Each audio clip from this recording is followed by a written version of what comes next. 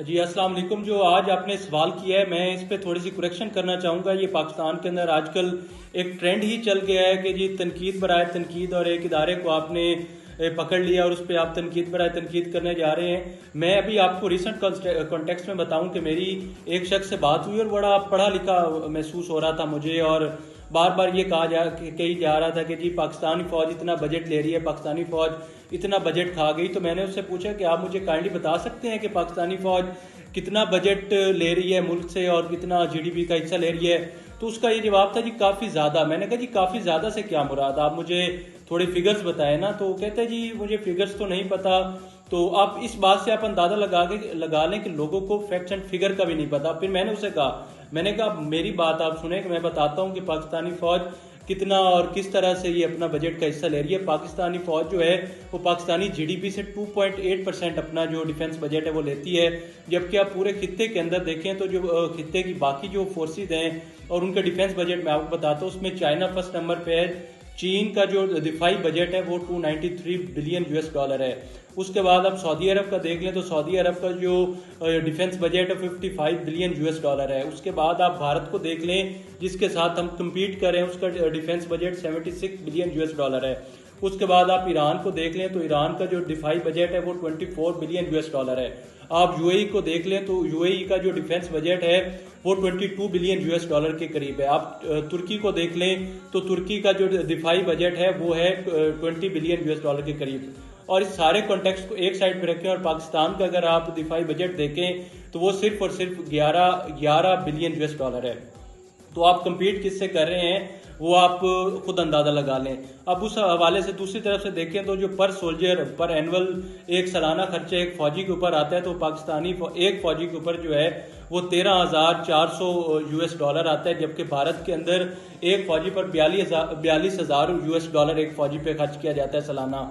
और उस तरह आप अमेरिका के अंदर देख लें तो अमेरिका के अंदर 3,92,000 यूएस डॉलर एक फौजी पर खर्च किया जाता है। और ईरान में देख लें तो वहाँ पे 23,000 यूएस बिलियन डॉलर एक फौजी पर खर्च किया जाता है। तो ये बजट के हवाले से अब मेरी आप बात मुकम्मल होने दें, मैं आपको सारी चीज़ें वाज़ेह करता हूँ कि ये तनकीद बराए तनकीद रुकनी चाहिए। Without knowing any facts and figure आप बस शुरू हो जाते हैं और बातों को बस एक रफ्तार में शुरू कर लेते हैं। अब मैं आपको फॉरेन पॉलिसी के हवाले से भी बताता हूँ। फॉरेन पॉलिसी के हवाले से ये मैं नहीं कह रहा, ये बुक है neither hawk nor a dove और लिखी है फॉर्मर एम्बेसडर और जो फॉरेन मिनिस्टर हैं खुर्शीद कसूरी साहब ने।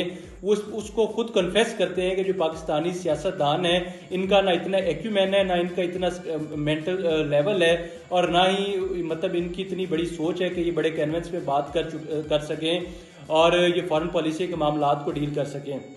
और यही बात एनाटोल लीवन पाकिस्तान हार्ड कंट्री के अंदर भी मेंशन कर चुके हैं कि जी वो हैरान हुए शाह महमूद कुरैशी के साथ कुछ दिन उन्होंने देखा और उन्होंने कहा कि जी मैं हैरान हुआ कि ये फॉरेन मिनिस्टर है और ये काम क्या कर रहे हैं, ये इलाकों के अंदर ट्रांसफर पोस्टिंग के काम कर रहे हैं। जी ये आपके सियासतदानों के हालात है। मैं इस पर और रोशनी भी डालता हूँ। एक किताब है the battle of Pakistan, Shuja Nawaz साहब ने लिखी है। वो उसके अंदर लिखते हैं कि जो आपके जो सारे सियासतदान हैं ये तो अमेरिका के जो लोग हैं उनके आगे जाके लेट जाते हैं कि जी जो कहेंगे जी माना जाएगा, किसी तरह हमें पावर में लेके आए। जबकि जो आपकी आर्मी है इसने ही मिडिल ईस्ट के अंदर पाकिस्तान की तरफ से जो बैलेंस्ड और कमाल किस्म की फॉरेन पॉलिसी और बैलेंस्ड फॉरेन पॉलिसी है उसे श्योर किया। और सऊदी ईरान कॉन्फ्लिक्ट होने के बावजूद भी पाकिस्तान की जो फॉरेन पॉलिसी थी वो बड़ी कमाल और बैलेंस किस्म की रही पूरे मिडिल ईस्ट के अंदर की।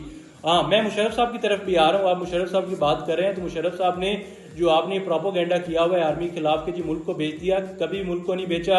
और जो अमेरिका के साथ डील हुई उसमें जनरल महमूद साहब ने पाकिस्तान की नुमाइंदगी की और ये कोई अनकंडीशनल डील नहीं थी। इसमें आप एक बुक पढ़े अगेंस्ट द एनिमीज, ये लिखी है रिचर्ड एच क्लार्क साहब ने।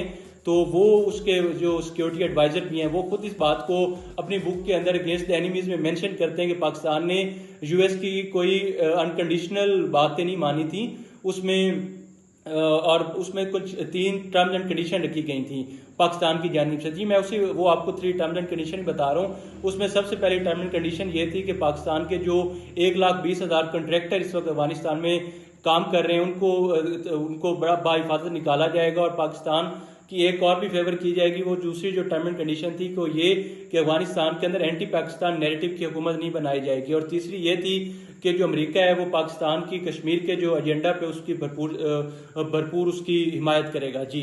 तो कभी भी आर्मी ने अनकंडीशनल किसी भी काम को इसमें मदाखलत नहीं की, हमेशा मुल्क के मफाद को अवलीन तरजीह दी। और जो आपके सियासतदान हैं इनका तो अल्लाह ही हाफिज है, अगर इनको थोड़ा ही दिन आप बेलगाम छोड़ दें तो शायद ये मुल्क का सौदा एक तरफ कर दें। इनका चूंकि मेंटल कैलिबर इतना नहीं है कि इनको आप खुला मैदान दें और इन्हें आप इधर ये हुक्मरानी करने दें। इन पे बड़े सख्त चेक एंड बैलेंसेस रखना हमारे मुल्क के अंदर ज़रूरी है, और यहाँ पे हम बिल्कुल इनको खुली बेलगाम हम नहीं कर सकते। ये मैंने आपको फॉरेन पॉलिसी के कॉन्टेक्स्ट में बताया जी। अब मैं डोमेस्टिक कॉन्टेक्स्ट की तरफ भी आ रहा हूँ, जो आपने क्वेश्चन किया। तो जब भी पाकिस्तान के अंदर कोई डिजास्टर आता है या कोई किसी इस किस्म की कोई सैलाबी सूरत हाल, चाहे 2022 के फ्लड्स हों, 2014 के फ्लड्स हों, और पाकिस्तान के अंदर जल्जला आए या कुछ इस तरह की नेचुरल क्लैमिटीज आए, तो सबसे पहले जो इदारा बड़े डिसिप्लिन के साथ वहाँ पे जो रेस्क्यू और इस तरह के सारे ऑपरेशन करता है वो आर्मी है। और जहाँ तक ताल्लुक है कि पाकिस्तान की जी फौज का सियासत के अंदर मदाखलत के वाले से, तो सियासत के अंदर मदाखलत की जो स्पेस है वो आप लोग क्रिएट करते हैं और आप उन्हें अपनी तरफ बुलाते हैं कि जी आए हमें फेवर्स दें। जब तक वो एक पार्टी को फेवर्स दें तो वो ठीक है, अगर आप उनको फेवर्स नहीं देंगे तो आप सड़कों पे निकल आएंगे और उसकी मुखालफत करेंगे जी। एक चीज मैं बड़ी यहाँ पे क्लियर और वाज़ेह करता चलूँ कि ये एक बड़ा स्ट्रॉन्ग वेस्ट का एजेंडा है कि आप एंटी एस्टेब्लिशमेंट ये एजेंडे को प्रमोट करें। और जो लोग, मैं तो ये कहूँगा कि जी मैं कई लोगों को ऐसे जानता हूँ कि जो अभी एंटी एस्टेब्लिशमेंट एजेंडे पे खुल के बातें करते हैं और ये खुद सारे ISSB से रिजेक्टेड हैं और अपनी फ्रस्ट्रेशन निकालते हैं बैठ के इस इदारे के ऊपर कि जब आप अगर इस इदारे का हिस्सा बन जाते तो ठीक था, अब नहीं बन सके तो फ्रस्ट्रेशन निकाले जी। ये एक बड़ा वेस्ट का मजबूत एजेंडा है जिसके ऊपर ये काम किया जा रहा है। और मैं एक चीज़ को बड़ा वाज़ेह और क्लियर करता चलूँ कि पाकिस्तान एक फेडरेशन है। आप इस फेडरेशन को अगर किसी चीज़ ने यूनिटी में रखा हुआ है तो वो दो चीज़ें हैं। आपको ये यूनिटी सिर्फ और सिर्फ या तो क्रिकेट मैचेस में नजर आएगी या तो